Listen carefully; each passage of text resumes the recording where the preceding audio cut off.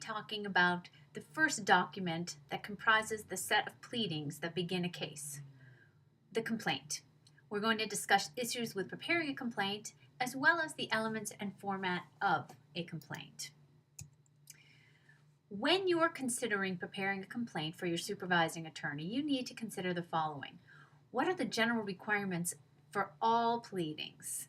How do you draft the complaint? How do you serve the complaint? How do you amend or supplement a pleading?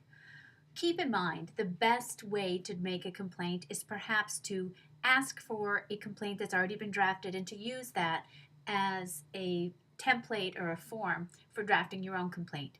But make sure that you're following the local rules of court, whether it's a federal court or state court, to make sure that you are following all the proper rules of that particular court in filing your pleading. What is a complaint? The complaint is the initial document that starts a legal proceeding. It identifies the plaintiffs and defendants. It's filed by the plaintiff, or rather by the plaintiff's attorney. It identifies the plaintiffs and defendants. It shows that the court that is receiving the complaint has proper jurisdiction to hear this particular claim. It describes the factual basis for the lawsuit, and it makes a request or demand for relief. That's called the prayer. We'll get to all these elements in detail. The format for the complaint contains the following elements, and you have to have them all. Again, check the local rules to see how these particular elements should look within the complaint. You need to have some sort of caption. That's your heading. And there are a variety of ways that caption looks. We'll take a look at some of those in just a moment. The allegations. What are the causes of action? What is it the plaintiff is saying that happened that led to this particular legal cause, this legal complaint? What is the prayer? What is it that the plaintiff is asking for? Subscription. It's fancy language for the signature at the bottom of the complaint. And some complaints require verification. Again, you'll need to check with your local rules of court for that. Keep in mind, if you're bringing a claim in federal court, make sure that it's either a federal question or you have subject matter jurisdiction based on diversity of citizenship. Sometimes, if it's a federal court with state claims, is there ancillary jurisdiction? Look into what type of jurisdiction you might have to make sure you're bringing the case in the right court. Here's an example of a sample caption. So the language underneath the word sample caption is highlighted. Now it's moving. This box right here is your caption. It's the title of your document. And the caption's going to stay the same throughout the entire proceeding. So every time you are making, actually, stay the same. There's one part that changes. In the entire case of Smith and J.W. Smith versus Randolph Construction, you're going to have a caption that looks like this. Once you receive the court number from the court, you would put that in. And again, it varies a little bit from state to state, from court to court, how they like their caption to look. Look for samples. The court will sometimes provide samples of what their captions look like. They sometimes also provide forms that help you in putting together the caption. The next thing you want to think about are who are the parties that will be named in the action. So here we have a number of parties. We have John Smith and the J.W. Smith Company. So we have an individual plaintiff as well as a corporate plaintiff.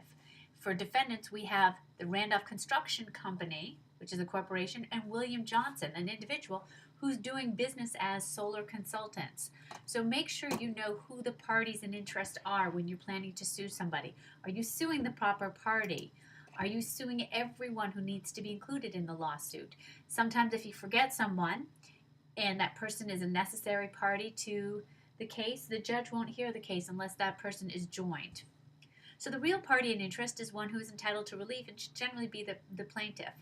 The status is the type of entity that describes the party. Is it an individual, a corporation, a partnership? Is it someone doing business as? So all that is stuff that you need to, all those are facts you need to figure out before you can even file your complaint. And all that goes into the caption. Make sure that the parties you're suing have capacity, meaning they have the legal right to sue or be sued. In order to have capacity, both parties, both the plaintiff and the defendant, must have capacity. Keep in mind, minors and incompetents, people who've been judged to be incompetent by the court, cannot by themselves, they don't by themselves have standing to appear in court. They have to have a guardian appointed for them. Corporations and other businesses, make sure that you're stating what their capacity is. Governmental agencies, also, you have to check on their capacity. If it's a party using a fictitious name, you need to pierce that fictitious name to find out what the other name is. And sometimes the court will ask, like in the case of a Jane Doe or a minor, to use a fictitious name or just the initials of perhaps a minor. So all those things will need to be considered. Who are you joining into your action? Is it just one defendant?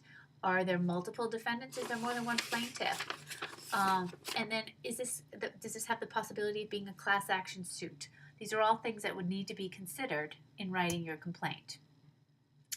When you're deciding who to join to your action, think about the differences between permissive and compulsory joinder. Permissive joinder are multiple parties to a lawsuit so long as there is a common question of law or fact, meaning you don't have to join them, but if there's a common question of law or fact, then it makes sense to join them, and courts will often allow such joinder. Compulsory joinder is a party that must be included in a case.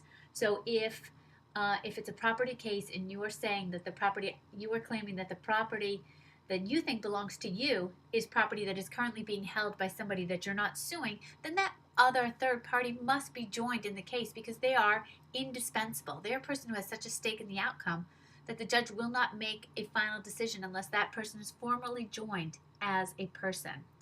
Another case to consider, the concept of compulsory joinder, is if you're suing two people who, an employee as well as the company. If you think that the company was at fault for causing an injury to you, and the company was acting through the actions of the employee, then you most likely will need to sue them both. You can't sue one and then the other. Both cases would need to be joined together. You need to consider what your remedies are. Remedies are what is it you're asking from the court? Are you asking for damages? By damages, we're talking about money. There are two types of damages you can ask for. There's compensatory, which are damages that tend to make the plaintiff whole again. It covers economic damages to the plaintiff, medical damages to the plaintiff, physical property damages to the plaintiff, as well as emotional distress, pain and suffering, lost work, loss of consortium, the inability to raise children or have intimate relations with a spouse. All those are seen to be compensatory damages.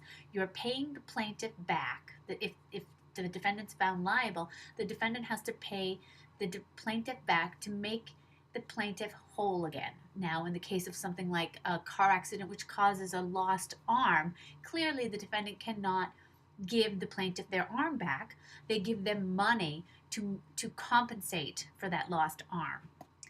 And then there's punitive damages. Punitive damages don't necessarily look to the plaintiff, though the money goes to the plaintiff. Punitive damages look towards the defendant. They want to, the idea behind punitive damages is twofold. To punish the defendant for intentional wrong action that caused the injury, as well as to deter this defendant and similarly situated defendants from future action.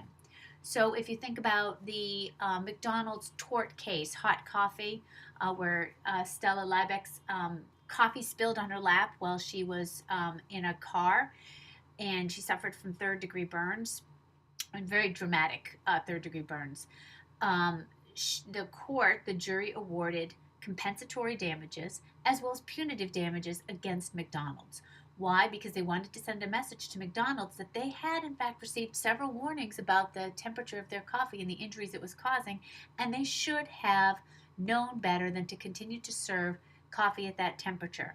And they punished, so that the jury sent a message, we want to punish you for that particular behavior.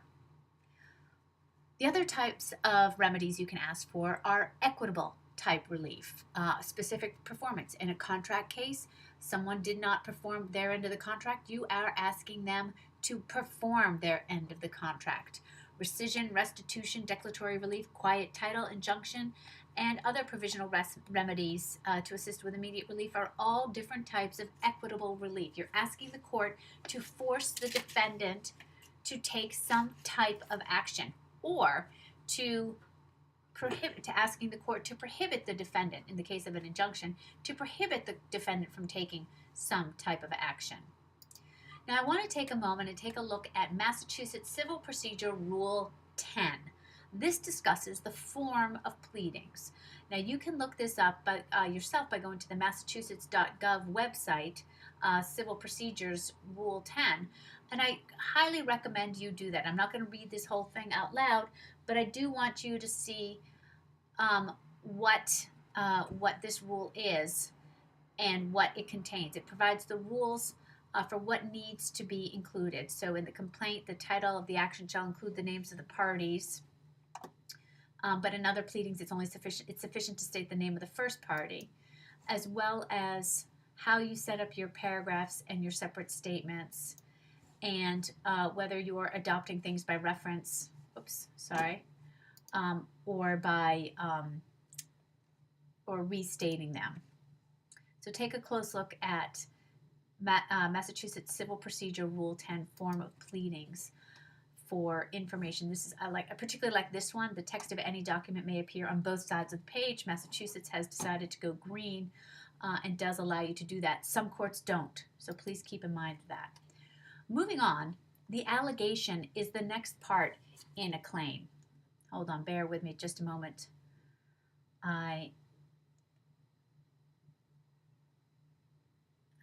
Sorry.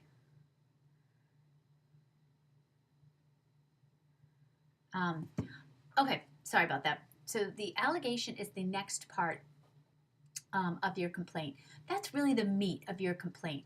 It's the statement or statements in a pleading that set out a fact that the pleader expects to prove at trial. Remember, the complaint is the first part of the document. These allegations are just that. You haven't proven them yet. It's what the plaintiff is alleging happened. And it's really, the plaintiff is saying, I'm reporting this to the best of my belief. This is what I allege happened. You don't have any proof yet. That happens during the discovery process. So the allegations are set up in numbered paragraph form, where each numbered paragraph states one fact that the pleader is expecting to prove at trial. And depending on how many causes of action you have, there'll be allegations for each of those. And for each cause of action, you can, in fact, incorporate the prior statements of fact in a second cause of action by asking that the court, by stating that the plaintiffs reallege and incorporate by reference the allegations of the earlier paragraphs. And you can see an example of that in your textbook. Exhibit 5-6 gives an example of a complaint with multiple causes of action. And then the last element of your complaint is your prayer for relief. That's where you're asking for whatever it is you want the court to do, whether you're asking for money, whether you're asking for a preliminary and permanent injunction. So there's a variety of prayers for relief that you can ask for. The last thing I want to talk about is filing the complaint. Once your complaint has been drafted and signed, I need to mention, I don't have it on a slide, but the subscription is the signature at the end of the complaint. And it's very important to note that while you may be asked to draft a complaint, the signature, the subscription, has to be performed by an attorney. The attorney is the one who is saying before the court that everything here is alleged to be true. Again, haven't proved it yet, but to the best of our belief, we allege these facts to be true. That has to be signed by an attorney and not by a paralegal. Otherwise, it would be committing the unauthorized practice of law. So once your document is drafted and approved and signed, you want to file your complaint. You give it to the court. They give you a docket number. You pay fees. Some courts allow e-filing. You'll need to check with the local courts to see how your court, the court where you're filing the case, allows it to be filed, whether they allow e-filing or not. There are, regardless of whether it's e-filing or face-to-face document filing, there are time restrictions as to when it can be submitted. So you have to keep a close eye on what those time restrictions